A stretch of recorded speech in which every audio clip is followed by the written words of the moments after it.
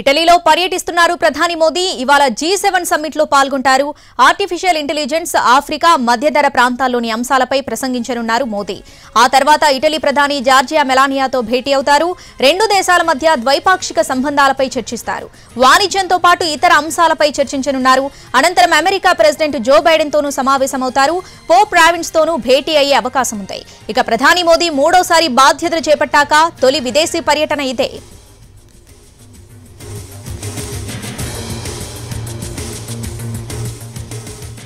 Right, ఇటలీలో పర్యటిస్తున్నారు ప్రధాని మోదీ. ఇవాళ G7 సమ్మిట్ లో పాల్గొంటారు. పూర్తి అప్డేట్స్ మా ప్రతినిధి రాజు లైవ్ లో అందిస్తారు. రాజు, ఇవాళ జరగబోయే G7 సమ్మిట్ లో ప్రధాని మోదీ ఏ అంశాలపై ప్రసంగించనున్నారు? డీటెయిల్స్ ఏంటి? ఎస్ రావణి, భారతదేశానికి మూడవసారి ప్రధానమంత్రిగా బాధ్యతలు చేపట్టాక తొలి విదేశీ పర్యటనగా చెప్పుకోవచ్చు. ఇటలీకి బయలుదేరి వెళ్లారు నిన్న సాయంత్రం. ప్రత్యేకంగా ఏదైతే ఇప్పటి వరకు అంటే G7 లో ఏదైతే ఇండియా స్పెషల్ ఇన్వైటీగా ఉంది. వాస్తవానికి G7 గ్రూప్లో చూస్తే అటు కెనడా, ఫ్రాన్స్, జపాన్, జర్మనీ, దాంతోపాటు ఇటలీ, UK, US మాత్రమే ఉన్నాయి. అయితే ఏ విధంగానైతే ఒక ప్రత్యేక ఆహ్వానితులుగా ఇండియా ఉంది. సో అందుకోసమే ఇండియా నుంచి ఇప్పటి వరకు ఈ సమావేశాలకు 10వసారి వెళ్తున్నారని చెప్పుకోవచ్చు. ఏకంగా అంటే 10 సార్లు ఇండియా వెళ్ళింది. దాంట్లో 5 సార్లు ప్రధానమంత్రిగా నరేంద్ర మోడీ వెళ్లారు.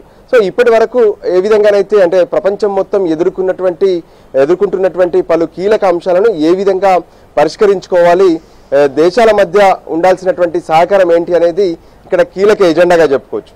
అయితే ఆర్థికంగా కావచ్చు, మరే ఇతర అంశాలపైన కూడా ప్రత్యేకమైనటువంటి చర్చలు జరగబోతున్నాయి. అయితే ప్రధానమంత్రి మాత్రం ఈసారి G7 సదస్సులో తను ఆర్టిఫిషియల్ ఇంటెలిజెన్స్ తో పాటు ఆఫ్రికా, దాంతోపాటు మధ్యధర ప్రాంతంలో ఉన్నటువంటి అంశాలపైన ప్రధానంగా చర్చించబోతున్నారు. ముఖ్యంగా చెప్పాలంటే ఈ ఆర్టిఫిషియల్ ఇంటెలిజెన్స్ ఎంత కీలకమో, అదే సమయంలో దానివల్ల ఎన్ని ఉపయోగాలు ఉన్నాయో, వాటి వల్ల కొన్ని నష్టాలు కూడా ఉన్నాయనే విషయాన్ని పదే పదే ప్రధానమంత్రి నరేంద్ర మోడీ స్పష్టం చేసినటువంటి పరిస్థితులు ఉన్నాయి.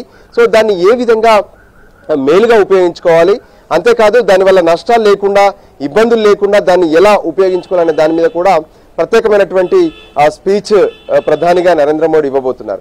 ముఖ్యంగా చెప్పాలంటే ఆర్టిఫిషియల్ ఇంటెలిజెన్స్ ను ఎక్కడైతే మంచిగా ఉపయోగించుకుంటున్నారో అది ఓకే, కానీ ఎక్కడైతే ఫేక్ గా తయారు చేస్తున్నారో వాటిపైన ఖచ్చితంగా ఇది ఆర్టిఫిషియల్ ఇంటెలిజెన్స్ ద్వారా రూపొందించబడింది, తయారు చేయబడింది అనే ఒక వాటర్ మార్క్ అనేది రావాలనేది మోడీ ప్రధానంగా దాన్ని కోరుకుంటున్నారు. ఆ విధంగానే ఇకపైన ఆర్టిఫిషియల్ ఇంటెలిజెన్స్ నుంచి వచ్చేటటువంటి అవుట్పుట్స్ ఏవైతే ఉంటాయో దాని మీద ఉండాలి. లేదంటే అది నిజమా అబద్ధమా అని తెలియక ఎంతో మంది గందరగోళానికి గురవుతున్నటువంటి పరిస్థితులు కూడా కనిపిస్తున్నాయి. ఇక మరోపక్క ఏ విధంగానైతే భారతదేశాన్ని ఇక మూడవ ఆర్థిక దేశంగా ప్రపంచంలో నిలబెట్టాలనే ఆలోచనతో ఇప్పటికే వికసిత్ భారత్ పేరుతో పెద్ద ఎత్తున ప్రణాళికను ఈ 3.0లో మోడీ సర్కార్ ప్లాన్ చేస్తుంది.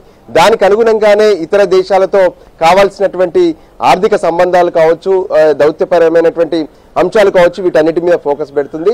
అందులో భాగంగానే ఒకవైపు G7 కు హాజరవుతూనే అక్కడ ఇటలీ ప్రధానితో ప్రత్యేకంగా ప్రధానమంత్రి సమావేశం అవుతారు. దాంతోపాటు అంటే జో బైడెన్ తో కూడా ప్రత్యేకంగా సమావేశం కానున్నారు. సో ఓవరాల్ గా కూడా ఇక మూడోసారి ఏ విధంగానైతే భారతదేశానికి ప్రధానమంత్రి అయ్యాక అక్కడికి వెళ్లడంతో అక్కడ ఉన్నటువంటి దేశాధినేతలు సైతం ఇప్పటికే అంటే సందేశాలు పంపించారు. ఈ రోజు నేరుగా ప్రధానమంత్రి నరేంద్ర మోడీకి అభినందనలు కూడా తెలుపబోతున్నారు. సో ఓవరాల్ గా కూడా ప్రపంచ దేశాల్లో భారతదేశం తమదైనటువంటి పాత్రను పోషించబోతుందనే విషయాన్ని మరోసారి ప్రధానమంత్రి ఈ పర్యటన ద్వారా స్పష్టం చేయబోతున్నారు.